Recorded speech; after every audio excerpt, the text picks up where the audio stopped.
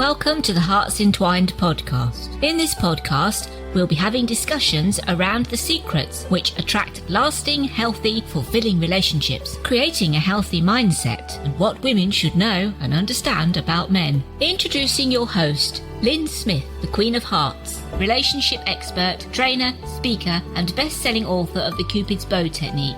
Lyn's mission is to have a positive impact in reducing divorce, domestic violence, and suicide.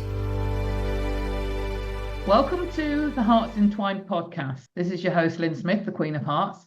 And today, listeners, we've got a very hot topic. It's about thriving after loss and divorce, because obviously that is a big, major change in anyone's life, and it can leave people in a very desperate and devastating state. So I've got a fantastic expert. Her name is Cindy Stibbard. She's a love and divorce coach, and we're very happy to welcome you here, Cindy. Hi, thanks for having me. It's nice to be here. So, Cindy, what made you specifically, I suppose, specialize around thriving after loss and divorce is my first question. Well, I think for me, mostly this direction spawned when I was going through my own divorce. And I realized there was such this lack of need to help people through the kind of gray space in between deciding that you want to get divorced and then the legal side of it, because there's so much that can be done before you even get down that path. And a big part of that sort of gray space I discovered was this place of contemplation, where there are people that, women especially, lots of men too, but who are kind of treading water in this place of indecision. They don't know if they want to stay or they want to go. And they've usually spent months, if not years, trying to decide what the right path is for them. So that's really sort of where my secret sauce is, in terms of like what I really focus on, is those people who are stuck on the fence, so to speak, because 70% of divorces are initiated by women. And women spend a minimum of 2 years just thinking about it. And there's so many factors involved in that time of their life that sometimes it's the relationship, but sometimes it's not. And so I really work with them to get super clear on what's going on in my life. Is it the relationship? Is it more than that? And what do I do about it from here? So I can finally just start living my life. That's so interesting, because I was married, I've had 2 long-term relationships, and I was with my ex-husband for 23 years. And I can absolutely relate to that. He was a great man, great husband, great father to my daughters. But I did spend literally a couple of years contemplating, because there was no toxicity or abuse or anything like that, is it the right decision? Even though I was feeling unfulfilled and I didn't even understand why, and it was really hard for me to get to the point where, we are going in different directions. And I do feel this relationship has run its course. And it was really devastating to see him and how he responded to that. Absolutely. And I think it's one of those things that's the hardest part. We all look for that big defining factor in our relationship that makes it too bad or so bad that we can't stay, whether it's the toxic fighting, the narcissist, the abuse. But what happens in those relationships where everything is just kind of okay? This person is a good person. You get along. You've had this kind of roommate-like relationship and this companionship for years and this history built up, but there's literally just no spark left. You're not in love. There's no intimacy. You've almost just, this relationship has run its course. And part of my work is to, if that's the path, to allow people to come to that acceptance with permission that it's okay that you're not with this one person for the rest of your life. We do change, we grow and evolve. And sometimes people are only in our lives for a season. They're not in it forever. And so what do we want in our next chapter of life? And the reality is that the person that we were with to build a family with, to build a life with at the beginning, isn't the same person that we want to grow the next chapter with after the kids are grown and we have different visions. And that's okay. It doesn't have to be a forever relationship for it to be the right relationship. Does that make sense? Absolutely. And I'm so glad you said that, because I think there's such a huge expectation when we get married, isn't there, to think that, oh, this is it, it's going to be for life. And we don't put that expectation on other relationships, certainly friendships, for example, do we? No, absolutely. And I think that one of the biggest myths in happiness in marriage is that there's one defining factor that makes it successful, and that's longevity. If this marriage lasts forever, then we're a success. Although inside that marriage, you can't stand each other anymore. There's no intimacy. This is the person that you lie to the most. And there's such that disconnection. Why is that successful? Because it lasted forever? Well, there's no medal for that. You just get to go down and die unhappy and unfulfilled. What if you could decide that this relationship was a success for the time that it occurred, but now it's time to liberate each other to live a different, perhaps happier life, maybe just different. Sometimes it's not necessarily I'm looking for better. I'm just looking for different. And if you are unhappy in your relationship, chances are your partner is too. It's just that it's going to take that one person to be brave enough to admit it and open that path up so both of you can find something different and better and live the life that you want with perhaps someone else who can love you like you deserve at this point in your life. Yeah, absolutely. And I think I found it quite hard as well, because he was so devastated, and he was even more devastated actually that there wasn't a third party involved, even though I was being respectful in that respect. I didn't want there to be another third party involved. He didn't deserve that, and he was almost felt doubly rejected on the back of that information as well. So I hadn't even considered that he'd feel even more rejected, because I didn't want to do that without first ending this relationship. That's so interesting, because that can be a double-edged sword for sure. I think a lot of, I'm going to stereotype for a minute, but a lot of men look for a reason. Like, what is the reason that you aren't happy here? And that reason isn't often very obvious to them, because I think for a lot of men, and again, not to stereotype everyone, but they look for specific things that they are providing for their family. They've got the wife, they've got the kids, they've got the car, they've got the job, they've got all the things. Of course, this is happiness in a box for them. Whereas a woman, we can have all those things and tick those boxes, but if it's emotionally empty, we're not happy. So we don't care if any of those boxes are checked if we're emotionally empty. And for a man, one of the biggest pieces of rejection on his ego is when we don't choose them anymore.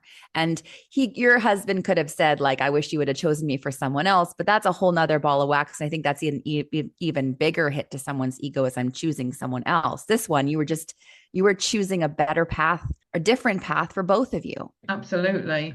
And I hadn't expected that reaction at all. It hadn't even entered my mind. In fact, totally the opposite. I just didn't want to introduce or start looking outside of the marriage for another relationship to use as leverage to leave. And that went against my morals and values. And I really thought he'd respect that, but he obviously responded totally differently. And another thing that quite shocked me was the realization that I actually had spent the last few years grieving for this relationship. And I suppose I come across quite hard to him and to my kids, because I did, have to pluck up a lot of courage to be able to say that I feel this relationship has run its course. I don't want to be in it anymore. And I feel it's best we separate. And I had to be quite strong in that. And I think I came across quite cold, but what they didn't realize, I suppose, in the moment was that I'd spent a good couple of years grieving for that relationship. And therefore, I wasn't very emotional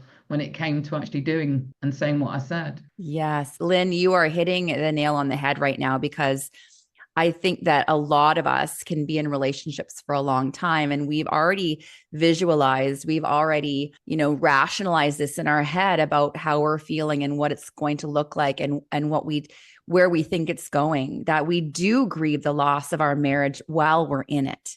And so when it comes down to us making that decision, it's usually not a quick, rash decision. It's usually one that we have been contemplating and stewing over and obsessing about and desperate and sad for a long time. A marriage erodes over time. It doesn't break overnight. And so for the person who's contemplating leaving it, this decision is a long time coming. And so it's very natural that they're not emotionally charged when they make this decision, because it has been coming for a long time, and they have been grieving the loss of this relationship, which is why they're in this position in the first place. The spouse, on the other hand, is at a different stage of that realization. So I take my clients through 7 stages of separation to have them really see where each other is at during this process, because it can be really frustrating for the person who's deciding I want a divorce, and then they're up against someone who feels blindsided or it's completely in the dark. And so they're frustrated by, like, how could you not see this? But then we look at how they saw the relationship, how they were experiencing things differently, and where on the scale of the 7 degrees of separation they are, which are different than the person who's deciding to end it. And so then that really establishes a sense of compassion and understanding of, we're not at the same stage, but eventually you will be at the same stage. And so we need to just be really mindful of how this is falling and landing on the other person. And I want to just go back for a moment to what you said about not using, someone else as the springboard to leaving a marriage.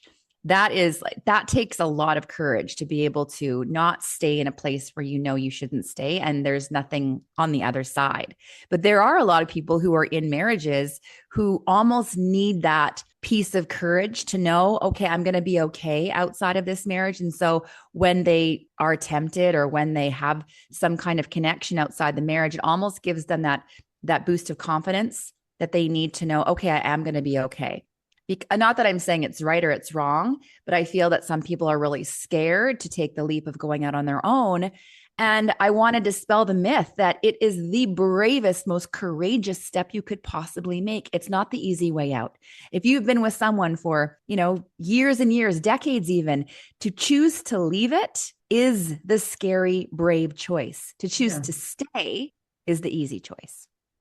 Absolutely. And I think a lot of us, that's why a lot of people, I think, say they stay in a relationship longer than what they should have done, because there is that contemplation, I should say, phase of, as I say, for me, it was at least a couple of years before I actually had the courage to do it. And I'd be interested to know if you are able to talk us through these 7 stages of separation and share that with the audience. Yeah, 7 stages of separation are much like the 7 stages of grief, right? First of all, we have that, your awareness that this is happening. I mean, I could go pull up my notes, and then, you'll have one person who's very clear on what they want. And then you'll have your other partner who's completely in denial. And so what I see a lot at the very beginning is you'll tell your partner you want a divorce and they will just explode. All of a sudden they're angry. They're making all of these threats. Like, if you leave me, this is what's going to happen, or it's what's not going to happen. You know what I mean? And they are in a stage of denial. And then typically what happens is they go through a stage of anger, which then anger is typically masked fear. So when you are dealing with someone who's really angry and making these threats, it's important that we remember that this is just their underlying fear. They didn't want this. They also don't know what to do next about it. But the protective mechanism they have is to be angry. You're likely going to also respond in anger because you are shocked at how they don't see this, or how they're starting to, be defensive or push against you. And then typically that moves into a stage of bargaining where your spouse, who doesn't want the divorce, will start to, sell you on all the reasons why you should stay, or why this is your biggest mistake you'll never make. You're never going to find anyone like me, or you're ruining the family, or all of those things. And then slowly we come down to this area of acknowledging what's happening. So allowing time to let it settle in before we can go into the acceptance and then the growth phase. So I think that acceptance can take a lot longer for someone who is really resistant to the idea of divorce and who isn't seeing this as a potential opportunity for their life down the road, instead of it being a massive destructor in their life plan right now. And we go through these stages at different times, but eventually we all get there, because eventually any of us who've been divorced all know that we get to a place where we've accepted it. We've had to accept that this is life and that we've moved on, whether or not you wanted it or not. And then you can move into the phase of growth and rebuild, who you are, what this looks like. And I would say most often we have this sense of this fresh life has been breathed back into us because we've been able to start a new chapter, to start again, to be able to reinvent who we are, to redecide what our life is going to look like moving forward, and to even redesign a potential future relationship, with someone new. So I think that these stages are so important that we at least acknowledge when we are going through divorce and we've decided that it's us who want it, our partner is not going to be at the same place. And if they are, oh my gosh, amazing. You're going to have a really easy time divorcing this person. But the likelihood is that they aren't where you are and potentially years behind. That's so true. You know what? I've had both. I've had where, obviously it comes a big shock and it blindsided my ex-husband because I, as I say, been going through almost grieving the loss of that relationship beforehand, and he had the opportunity, obviously. But then I did end up in a 10-year relationship with my new partner who, by the time we did separate, we were on the same page and it was mutually amicable, and we're still friends 4 years later. So yeah, it's a totally different experience. Yeah. And I think we can do a lot of maturing in that stage. So if if one relationship ends, if you are going to take that time to really get to know you, really get to know what went wrong, because even if you're the one leaving the marriage, you still had a role to play in how it broke down. Yes. You still had a contribution to make in terms of why this relationship ended, even if you're choosing it. And then spending the time on yourself to really get to know what is that broke down? What was it that was different that caused me to feel this way? Because at the beginning, we don't feel that way. At the beginning, we get married and very rarely do we ever think we're going to be divorced. We never think it's going to happen to us. We're not going to choose it. I'm in love. This is the right thing. We don't even consider it. But the reality is when more than 50% of relationships are ending in separation, divorce, breakup, it's a real reality that we have to then consider. And if it does happen, what can I learn from this? And I think we can go into relationships after divorce. And if you've done the work, if you're open to changing, if you're open to growing and looking at your role, you can create something so much better, so much more mature, so much more emotionally evolved with someone new, that in the event that relationship breaks down, you can handle it with such grace and so differently than you can the first time. Yeah, and that's absolutely what happened. And it was so interesting for me to be more aware this time, and observe myself and the relationship. So yeah, absolutely. So did you experience your own divorce? And is that what made you sort of focus and specialize in this particular area? I did. So I was in a marriage for 22 years. And I would say the last 5 years of it, I was struggling in contemplation. I was spiraling down a path that I didn't want to go down. I felt empty and disconnected. And every time I tried to raise my concerns or how I felt with my husband, it would just be received with defensiveness. This is not his problem. This is me. I need to get a job because I was a stay-at-home mom. Maybe I need to get a job. Like, I'm not happy with myself. He gives me everything I could possibly want, all the things. And although, superficially those were true, our relationship was in disconnect. To be able to even not have space to have that conversation with him, to say, I'm struggling here. I feel disconnected to you, and have it just pushed right back onto me. Like, this is your problem. You go deal with it. That's a huge sign of this is not a relationship. This is a me and you in this situation that we have created where we're raising kids.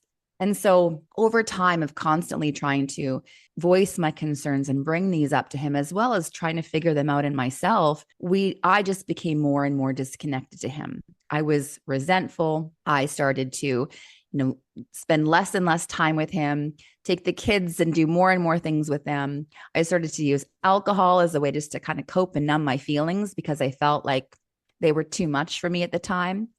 But there was also in our past a history of infidelity on his side, which I chose to overlook because I thought that that's what it meant to be a good wife and a good mother. Is I overlooked indiscretions because this is kind of what happens in marriages, and I'm going to be better and I'm going to be stronger and I'm going to, fight and keep going. But what I didn't realize was when you completely disregard that and you don't use that as an opportunity to grow and change and connect, then it just eats you away. It literally ate away my soul to the point where I started to resent him, to the point that I would look at him in disdain. There had been so much, almost like, I don't want to say hate, because that's a very deep word. I don't hate him. I think it's usually contempt is the thing, isn't it? Yes. So I was so much contempt against him that I almost felt like there was absolutely no repair, because I just had these feelings. And that being said, a lot of that was also my fault, because I didn't address it. I refused to go into it. He didn't want to either, but I thought, okay, if we just swept it under the rug and we put our game faces on and we just kept moving, this will be fine. But when you don't deal with problems, especially ones like that, all they do is tear you up. They eat you up inside, and it is a recipe for disaster. And I think that's where we ended up, is I couldn't forgive, and I couldn't look at him in different eyes because of everything we had not addressed.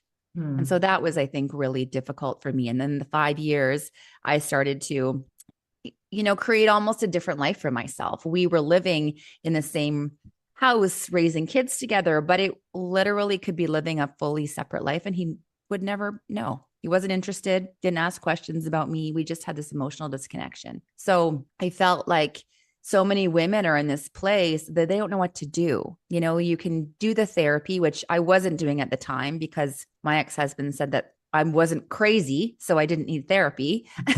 So you're wallowing in this all alone. We typically aren't talking to friends about it, because the moment we start talking about it, the moment it becomes real. And so that's when I realized I needed to be that person, that go-to person that I needed when I was in that phase of confusion and contemplation.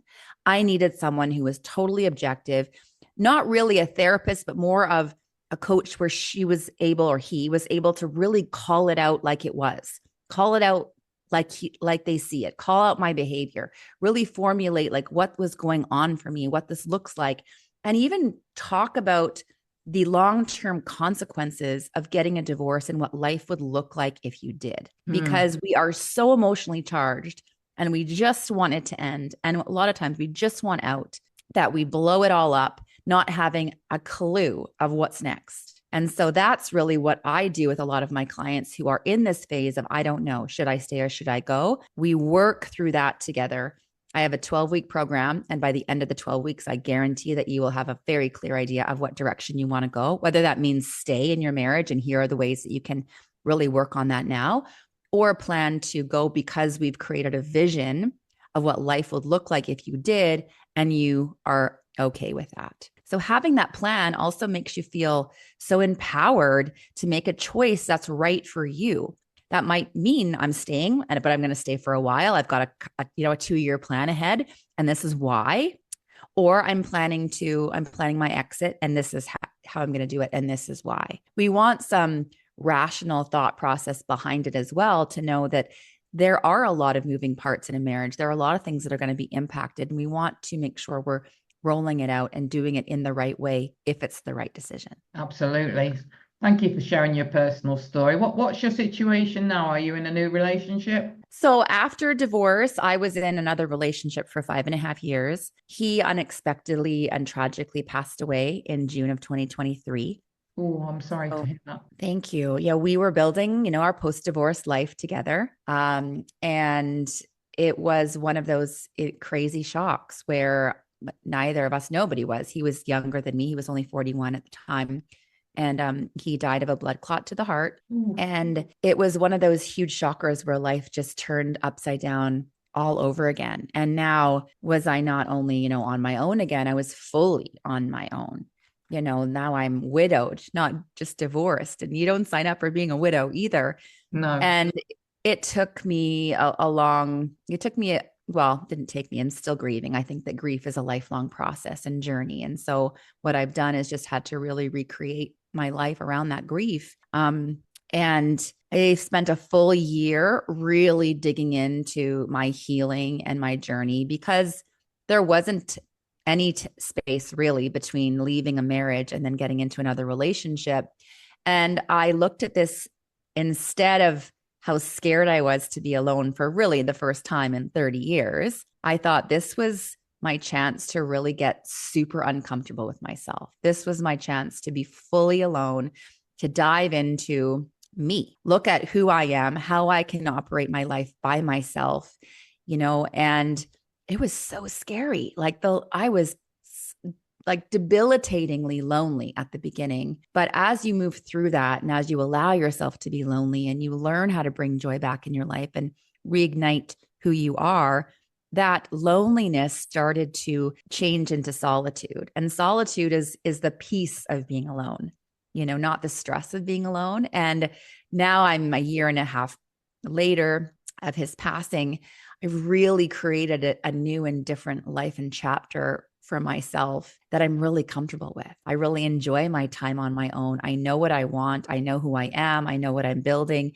And then in the last 4 months, I've been able to allow a different love to come into my life, and have some really clear boundaries around like what this is going to look like for me and the kind of person that I'm going to choose and the kind of person that I'm going to be with again. And so I'm now just, going down that path of restarting something new, but also with this renewed expectation of and reality that nothing is forever. So whether or not you're getting into a marriage or you're divorcing or there's death, really go into anything that you're going in with the realization that this might not be forever. And I have to be okay with that. I can't resist myself from experiencing or receiving love or leaving something in case it's supposed to last forever. We get to choose. And knowing that life is so finite, that our happiness is right now. It's not tomorrow. It's not yesterday. It's literally right now. So what choices can you make if you were to think that I only had one more year to live, or it could all end tomorrow? Would you die feeling like, yeah, I'm living my best life and I'm being my best self? So I really feel that as hard and tragic as that loss was, that completely, shattered a version of me. I think when I was with him, the new version that I've developed because of loss and because of that grief, I'm even more proud of than I was of the version of myself to leave a struggling marriage. That's really brave of you. And I'm so sorry to hear that you've gone through that, because it is so tragic to hear, especially, somebody that it's something out the blue, totally unexpected to what you'd consider a young, a very young age. So I'm very sorry to hear that you went through that. And you obviously are a really great example for somebody that has got a lot of life experience around not only what it feels like to go through a divorce, but also to suffer that loss of losing somebody to bereavement. So thank you for sharing your story around that, Cindy. I really appreciate it. Thank you. Thank you. And for the benefit of our audience members who'd like to connect with you or are probably experiencing and can relate to some of the issues we've raised in this conversation, what is the best contact that they can use to get in touch with you? Absolutely. My website is cindystibbard.com, and I spend most of my time over on Instagram at cindy.stibbard. So if anyone wants to reach out to me, those are the best two places to do it. Head over and give me a follow on Instagram, and there's lots of education and tools and resources that I provide, and they can use if you're feeling like you're in this place of contemplation and you're a bit stuck and you're scared and you want some help and support through that. That's so gracious. Thank you so much. And any final words of wisdom around coping and thriving after divorce and loss? I think my biggest piece of advice is to live like it's all going to end. There is no prize for living an unlived life. Live like you know that this is a finite amount of time. And then if we're not growing and changing, we're dying. And so what is it that you want to live in your life right now? And really choose that. I don't mean choose yourself. I think there's so much out there saying, choose yourself, put yourself first. I believe that you need to not just do that. You have to put yourself, because us as women do this, at the same level as you are placing everyone else. Right now, if you're a woman out there listening to this, I guarantee you are putting everyone else ahead of you. Your job, especially if you're going through divorce and thriving after loss, is to put yourself up on that same level. Treat yourself like you're treating everyone else. Invest in you, self-care, health, happiness. Get a coach. Really start to think about, how do I want to create my life? I'm still here. I still get to. So what do I want that to look like? And don't be pulled into fear. Fear is just our ego talking. Follow your heart, really get into your body. What is your heart trying to tell you? What does your intuition say? Because that's the truth that we need to follow more of. That is the voice that we are ignoring, but that is the place where all of the answers are found. And if we follow our heart, our intuition, then we can get through anything. And true happiness is listening to that voice. 100% agree with that. I think anybody that's going through any challenges, I always say to them, well, look, you've overcome 100% of your previous challenges. You've got that track record of 100% of overcoming all of that. So you'll overcome this. It might not feel like it in this moment, but, believe me, you will come through the other side. Absolutely. Absolutely. And it's always, something I think we have to remind ourselves, don't we? We quite often as coaches can give so much wisdom and advice to others, but still have to catch ourselves sometimes, going down those rabbit holes, don't we? Always. We're always coaching ourselves in between. Yes. And one tool I would say that people could use right now is based on your point. You've gone through hard things. If you are struggling with making a really, really big decision, you're scared of the outcome or you don't know what it's going to look like, sit down and write all of the hard things you've already gone through in your life and how you've come out of it.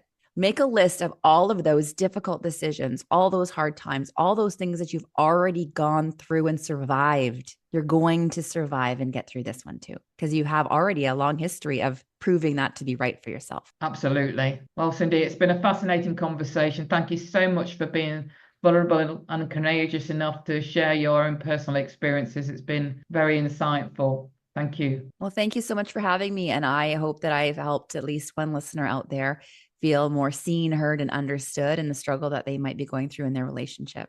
So thank you. So listeners, I think you'll agree that's been a fascinating conversation. So it just leaves me to say that true love starts with opening our hearts. And until next time, goodbye for now.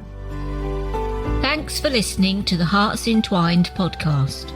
You can follow Lyn via the Facebook group Two Hearts Entwined, or search Lyn Smith, inspirational speaker, at LinkedIn, or email lyn@hearts-entwined.com. That's LYN@hearts-entwined.com. Remember, true love starts with opening our hearts.